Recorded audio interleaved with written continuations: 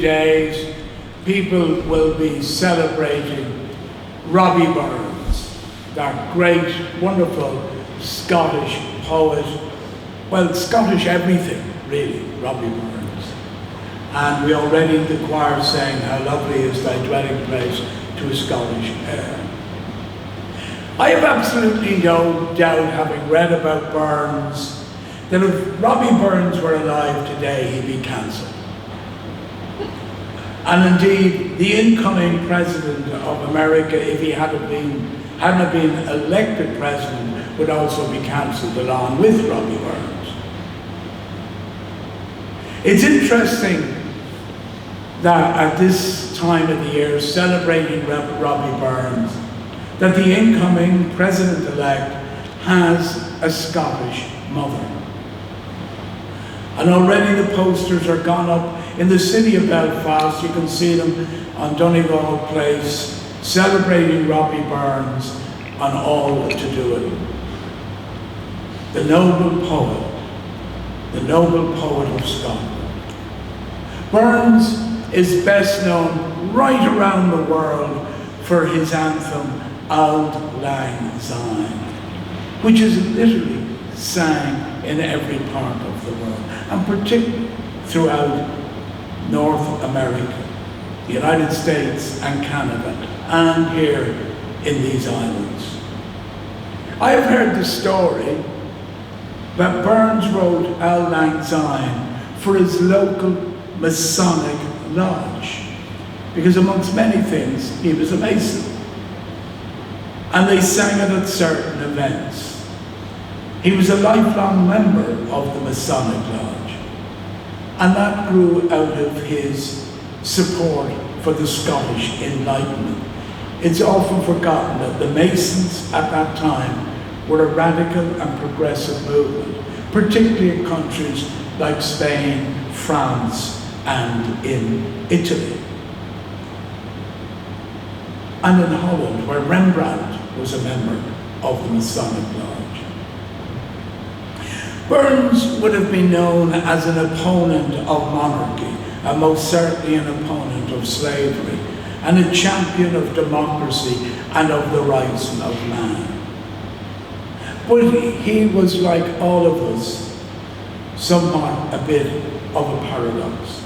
Burns was capable of cheering on the French at the Battle of Valmy and Brussels over the professional forces of Austria, and yet at the same time he was a member of his local yeomanry, ready to defend the United Kingdom against the French, who he was cheering on whilst they were playing away. Burns the radical, supporter of the French Revolution, Burns the Freemason, Burns the poet, Burns the servant of the king. A man of contradictions, like many of us, and in particular I can identify because I'm full of contradictions myself. And then the ploughman poet and the starry-eyed romantic. Another thing about him is his sexual adventures didn't endear him to the church. But to get an idea about his commitment to the common man, we get a clear image of that in his poem, "A man's a man for all of that." But yet, he had many love partners, and again today might be condemned for that. It is clear that in his poems, Burns saw at least the integrity and decency that an ordinary man had, just as much as any titled man or woman who may be a noble could have. That the ordinary man, the man of the earth, the man who got his hands dirty, was in every bit as noble as the lord of the manor or the laird.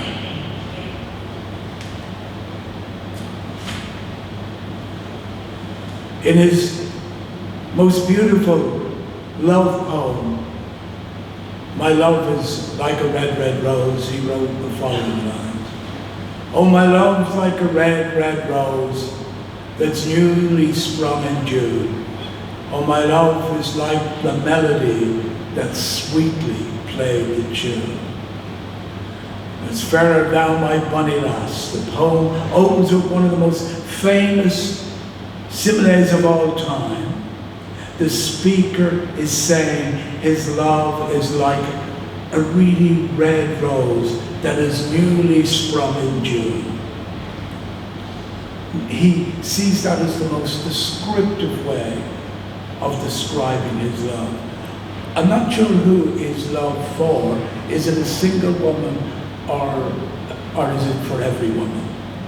He was quite democratic about his love.